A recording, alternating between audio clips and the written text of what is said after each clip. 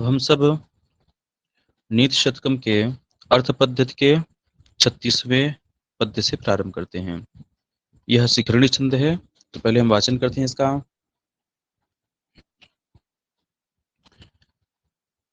मणिः शाणोल्लीढः summer विजयी हेति दलितो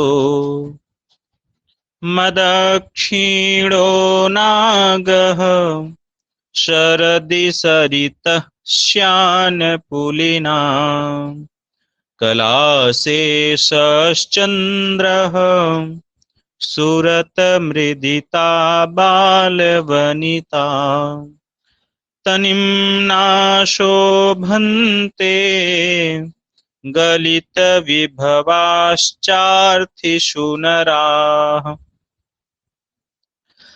देखिए यहाँ पर क्या कह रहे हैं। सबसे पहले हम देखते हैं क्रियापद क्या है, शोभन्ते।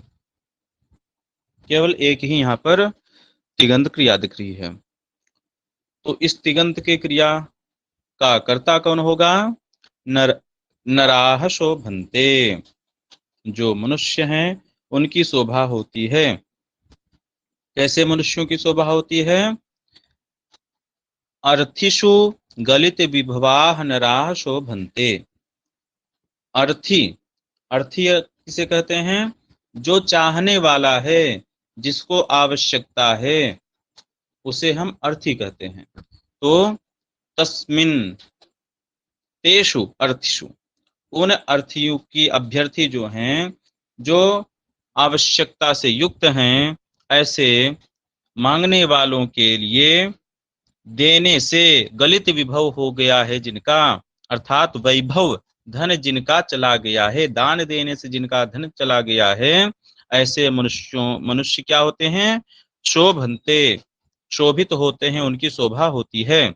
कैसे, तनिम्ना, तनोह भावः तनिम्ना, अर्थात कम हो जाना, क्षीण हो जाना। ठीक, क्षीण होने से भी शोभा होती है, केवल बढ़ने से ही शोभा नहीं होती। बहुत स्थान ऐसे होते हैं जहां पर क्षीण होने से भी शोभा होती है। ऐसे स्थान कौन कौन से हैं, तो एक स्थान यहाँ पर दिखा दिया गया। जो मनुष्य हैं वह यदि दान देते देते उनका धन क्षीण हो जाए तो उनकी शोभा होती है। मांगने वाले द्वार पर खड़े हैं और धन भीतर भरा है, दे नहीं रहे हैं, तो वहां पर शोभा नहीं होगी, वहां पर दे देना ही शोभा कहलाएगी। और भी कुछ स्थान बताए गए हैं, तो 7 स्थान बताए गए हैं जहां पर क्षीण होकर के, तनु को प्राप्त करके, तनुता को प्राप्त करके व्यक्ति शोभित होता है, शोभा होती है। ऐसे कौन कौन से स्थान हैं, तो देखते हैं। जो शोभनते हैं उसका अन्वय हम सबके साथ करेंगे। तो जो एक वचनांत हैं उनके साथ हम एक वचनांत क्रिया लगा देंगे, शोभते। तो मणि ही शोभते, मणि की शोभा होती है कब, शाणोल्लीढः मणि ही शोभते। शाण कहते हैं एक प्रस्तर खंड को, पत्थर के टुकड़े को, जहां पर घिस करके मणि को चमकाया जाता है, चिकना किया जाता है। ठीक है, तो वहां पर चमकाया गया, उल्लीढः, शाणोल्लीढः। ठीक, उल्लीढ़ मतलब उत्तेजित किया गया, उत्तेजित किया मतलब चमकाया गया, शाण पर चमकाया गया, घिसा गया जो मणि है उसकी शोभा होती है। और समर विजयी शोभते, समर में जिसकी विजय हो गई है वह सुशोभित होता है। कैसा समर विजयी, कैसा युद्ध विजेता, तरही हेति दलितो, हेति दलितः होगा, यहाँ पर सु आएगा, मद क्षीण में म है, हस प्रत्याहार में आता है म, इसलिए हस च से सु को रू होगा, रू को उ हो जाएगा, गुण हो जाएगा, हेति दलितो हो जाएगा। तो हेति दलितः समर विजयी शोभते, तनिम्ना शोभते। ठीक, चाणोल्लीढ मणि तनिम्ना शोभते, हेति दलितः मणि तनिम्ना शोभते। हेति, हेति कहते हैं शस्त्र को, तो हेत भी ही दलितः, दलितः अर्थात क्षतः, शस्त्र लग जाने से जो क्षत हो गया है, चोट लग गई है, ठीक है, तो क्षत मतलब कि निम्न होना, निम्नता को प्राप्त करना, क्षीण होना, ठीक है। तो हेति दलितः समर विजयी, हेति अर्थात शस्त्रों के द्वारा, दलित अर्थात क्षत विक्षत हो गया है जो, ऐसा समर विजयी युद्ध विजेता, तनिम्ना शोभते, क्षीण हो करके भी शोभित होता है, शोभा को प्राप्त होता है। और इसके पश्चात नागः शोभते, नाग की शोभा होती है। नाग का अर्थ क्या है? हाथी, नागः अर्थात हाथी, गजः, हाथी की शोभा होती है। कैसे हाथी की शोभा होती है? मदक्षीणः, मदक्षीणः नागः शोभते, मद क्षीण हो गया है जिसका, मद के द्वारा जो क्षीण हो गया है। जब हाथी युवावस्था में होता है तो उसके मद बहता रहता है, उस मद के बहने से वह क्षीण होता चला जाता है।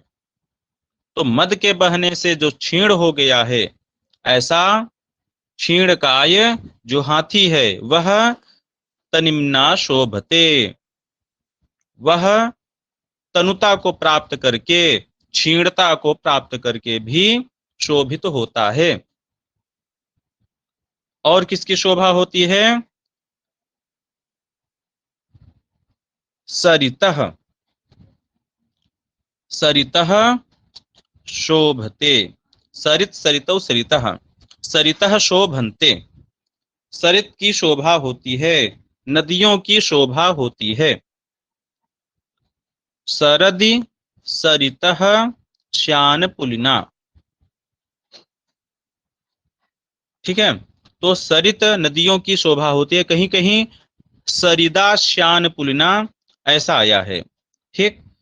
तो सरिदा श्यान पुलिना, वहां पर क्या होगा? सरित एक वचनांत होगा, तो आश्यान पुलिना सरित, आश्यान पुलिना, आश्यान के द्वारा जो आश्यानानि पुलिनानि यस्यासा आश्यान पुलिना, ठीक है। तो आश्यान अर्थात जो थोड़े थोड़े सूखे हुए हैं, ऐसे पुलिन, पुलिन कहते हैं सैकत को, बालू को, तो जिसके सूख जाने से बालू दिख रहा है, रेत भाग दिख रहा है, तो सरित क्या हुई? जो नदी हुई वह क्या हुई? सूख गई, सूख करके वह क्षीण हो गई है, पतली हो गई है। कब? सरदी, शरद ऋतु में, शरद ऋतु में, वर्षा ऋतु में जो नदियां होती है वह बढ़ जाती हैं, और शरद ऋतु में नदियां घट जाती हैं। तो शरदी श्यान पुलिनाः सरितः, शरद ऋतु में सूख जाने से जिसके रेत भाग दिख रहा है, ऐसे शरद काल में सिकुड़ी हुई जो नदियां हैं, उन नदियां, वह नदियां क्या हैं? तनिम्ना शोभन्ते, क्षीण होकर के भी शोभित होते हैं। और चंद्रः शोभते, चंद्र की शोभा होती है। कैसे चंद्र की शोभा होती है? कला शेषः, कला शेषः है, सकार होगा, सकार को स्तुष्णाशु से तालव्य शकार आदेश होगा, तो कला शेषश्चंद्रः, कला मात्र शेष है जिसका, तो एक कला जिस चंद्रमा की होती है वह चंद्रमा तनिम्ना शोभन्ते, क्षीण हो करके भी उसकी शोभा होती है, क्योंकि चंद्रमा अब बढ़ेगा ऐसा कहा जाता है, ठीक है। क्योंकि शुक्ल पक्ष की प्रतिपदा द्वितीया में कला मात्र चंद्रमा शेष रहता है, तो इसका अर्थ होगा कि यह अब बढ़ रहा है तो उसकी शोभा होती है, क्योंकि घटता बढ़ता रहता है। तो कला शेषः चंद्रः तनिम्ना शोभते, और जो भगवान शंकर के मस्तक पर जो चंद्रमा विराजमान है वह भी द्वितीया के चांद की तरह है। तो इसलिए तनिम्ना कला शेषः चंद्रः शोभते, कला मात्र शेष है जिसके, ऐसे दूज का जो चांद है उसकी शोभा क्षीण होने से होती है। और बाल वनिता शोभते, जो नव युवती है उसकी शोभा होती है। कैसी नव युवती की शोभा होती है? सूरत मृदिता, सूरत क्रिया में, रति क्रिया में जो जिसका मर्दन किया गया, ऐसी नव युवती की शोभा होती है। तनिम्ना शोभते, क्षीण होने पर भी ऐसी नव युवती की शोभा होती है। और अर्थिषु गलित विभवाः नराः शोभन्ते, जो अर्थी हैं, जिनको आवश्यकता है, जो याचक गण हैं, याचकों को देने से गलित विभवाः, जो गलित क्षीण वैभव वाले हो गए हैं, ऐसे नराह, ऐसे मनुष्य तनिम्ना शोभन्ते, क्षीण होकर के भी उनकी शोभा होती है। ठीक है। अब इसमें यदि हम देखें तो यहाँ पर दीपक अलंकार है। दीपक अलंकार कई बार आ चुका है, तो उसका लक्षण हम लोग जानते हैं कि जहां पर एक क्रिया के साथ कई कारक का अन्वय हो, अथवा एक कारक का कई क्रियाओं के साथ अन्वय हो, तो वहां पर दीपक अलंकार होता है। यहाँ पर हम 3 पंक्तियों में देखें तो यहाँ पर तीनों पंक्तियों में कोई क्रिया नहीं दिख रही है। चौथी पंक्ति में एक क्रिया दिख रही है, शोभन्ते। तो यह जो शुभ धातु संबंधी जो क्रिया है, उस क्रिया का अन्वय सभी कारकों के साथ मणि शोभते, स्मर विजयी शोभते, नागः शोभते, सरित शोभते, चंद्रः शोभते, बाल वनिता शोभते, नराः शोभन्ते, इतने के साथ हो रही है, इसलिए यह क्रिया दीपक यहाँ पर होगा। और शिखरणी छंद है, यह इसका लक्षण हम पहले ही देख चुके हैं। अब आगे पुनः हम 37वें श्लोक को देखते हैं। परिक्षीणः कश्चित् स्पृहयति यवानां प्रसितये, सपश्चात् संपूर्णः कलयति धरित्रीं तृणसमाम्, अतश्चानैकान्त्यात् गुरुलघुतयार्थेषु धनिनाम् अवस्थावस्तूनि प्रथयति च संकोचयति च। अब यहाँ पर हम यदि क्रियापद को देखें तो स्पृहयति, कलयति, प्रथयति, संकोचयति, इतनी तिंगंत क्रियाएं हैं। अब इसको लेकर के हम इसका अर्थ निकालते हैं। स्पृहयति, चाहता है। कौन चाहता है? प्रथमांत कौन है? कश्चित परिक्षीणः स्पृहयति, कोई पुरुष जब परिक्षीण हो जाता है, दरिद्रता की हालत में होता है, दरिद्रता को प्राप्त होता है, दरिद्र कोई स्पृहयति, चाहता है। किसको चाहता है? तो यवानाम प्रसितये स्पृहयति। अब किसको चाहता है? तो द्वितीयांत आना चाहिए, यहाँ चतुर्थी कैसे आ गई? तो एक सूत्र हमने पढ़ा है, स्पृहेरीप्सितः। स्पृहेरीप्सितः से कौन सी संज्ञा होती है? संप्रदान संज्ञा। संप्रदान चतुर्थी से यहाँ पर चतुर्थी हो गई। तो प्रसिद्ध, ये मुट्ठी भर के लिए इच्छा करता है, मुट्ठी भर को चाहता है। मुट्ठी भर क्या? यवानाम प्रसिद्ध, ये जौ की मुट्ठी भर की इच्छा करता है। ठीक, मुट्ठी, एक हाथ की जो मुट्ठी होती है उसे हम प्रसिद्धि कहते हैं संस्कृत में। तो कश्चित परिक्षीणः, कश्चित अथवा कश्चित परिक्षीणः, कोई धनी व्यक्ति, परिक्षीणः यहाँ सन हम लगा देंगे। जब परिक्षीण हो जाता है, दरिद्र हो जाता है, तो दरिद्रता की अवस्था में यवानाम प्रसितये स्पृहयति, मुट्ठी भर जौ के लिए वह स्पृहा करता है, लालायित रहता है कि कहीं से एक मुट्ठी जौ हमें मिल जाए। अर्थात इतना उसके पास गरीबी होती है, इतना अभाव होता है कि मुट्ठी भर जौ एक दिन में मिल जाए तो उसी से उसका काम चल जाए। लेकिन पश्चात बाद में क्या होता है, सह संपूर्ण, यहां भी सन हम लगा देंगे, संपूर्ण अर्थात धन संपन्न, जब वह संपूर्ण हो जाता है, पश्चात उसके बाद, बाद में, पहले तो वह जब परिक्षीण होता है, दरिद्र होता है, तो मुट्ठी भर जौ के लिए लालायित रहता है, स्पृहा करता है, लेकिन पश्चात बाद में संपूर्ण सह, जब वह संपूर्ण हो जाता है, धन से परिपूर्ण हो जाता है, धनवान हो जाता है, तब क्या करता है, धरित्रीम तृण समाम कलयति, जो धरित्री है उस पृथ्वी को भी तृण समाम कलयति, तिनके के समान समझता है। पहले तो वह जो कि मुट्ठी भर के लिए लालायित रहता है, और बाद में जब वह धनी हो जाता है, धन संपन्न हो जाता है, तो धरित्रीम तृण समाम कलयति, पूरी पृथ्वी को ही तिनके के समान समझता है।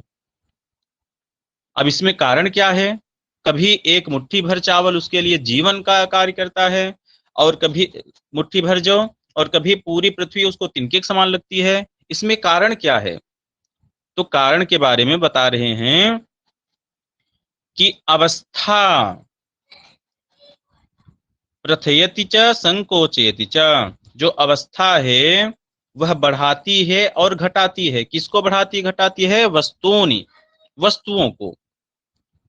जो अवस्था है वह अवस्था वस्तुओं को बढ़ाती है और घटाती है, वस्तुओं के मूल्य को बढ़ा देती है और घटा देती है।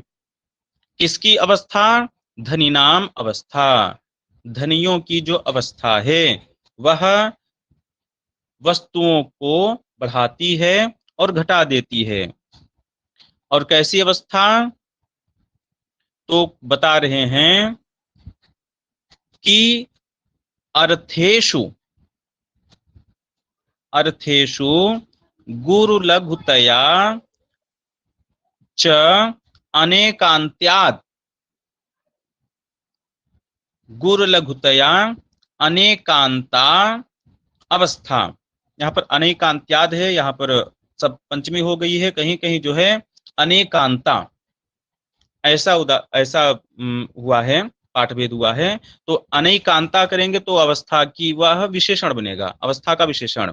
कैसी अवस्था, तो अनेकांता, एकांत मतलब जो हमेशा एक ही रहे, और अनेकांत मतलब कि हमेशा बदलने वाली। तो अनेकांत जो अवस्था, जो हमेशा बदलने वाली अवस्था है, जो हमेशा बदलने वाली अवस्था है। और कैसी, कैसे बदलने वाली, अर्थेषु गुरु लघुतया, अर्थ के प्रति, धन के प्रति गुरु और लघु बनने वाली जो अवस्था है, कभी लघु बन जाती है अवस्था, और कभी गुरु बन जाती है, कभी हम दरिद्र हो जाते हैं, कभी धनी हो जाते हैं। ऐसी जो अवस्था है वह अनेकांता, वह स्थिर नहीं रहती है। और यही जो अवस्था है वह वस्तुओं प्रथयति च संकोचयति च, वही अवस्था वस्तुओं को बढ़ा देती है और घटा देती है, वस्तुओं के मूल्य को बढ़ाती है और घटाती है। वही अवस्था कभी मुट्ठी भर चावल के लिए लालायित करती है, और वही अवस्था कभी पूरे पृथ्वी को तिनके के समान मनवाती है। ठीक है, तो इसका अर्थ हम लोगों ने देखा। इसमें शिखरणी छंद है और कुछ विशेष इसमें नहीं दिख रहा है। स्पृह रीप्सिता से यहाँ पर चतुर्थी हुई है प्रस्तुतीय में, और गुरु लघुतया में जो तृतीया है वह हेतु तृतीया है। अब आगे हम देखते हैं अगला पद्य 38वां। इसमें वसंत तिल का छंद है। उक्ता वसंत तिलका तब जाज गौगः, राजन् दुधुक्षसि यदि क्षितिधेनुमेनाम्, तेनाद्य वत्स्यमिव लोकममुं पुषाण, तस्मिंश्च सम्यगनिशं परिपुष्यमाणे,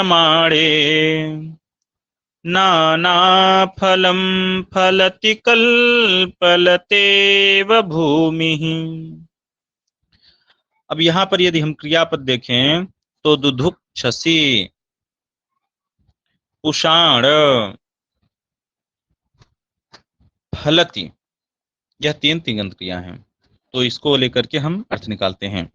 दुदुक्षसी, राजन, राजन दुदुक्षसी, दोग्धुम इच्छसि दुदुक्षसी, दोहने की इच्छा करते हो। ठीक है।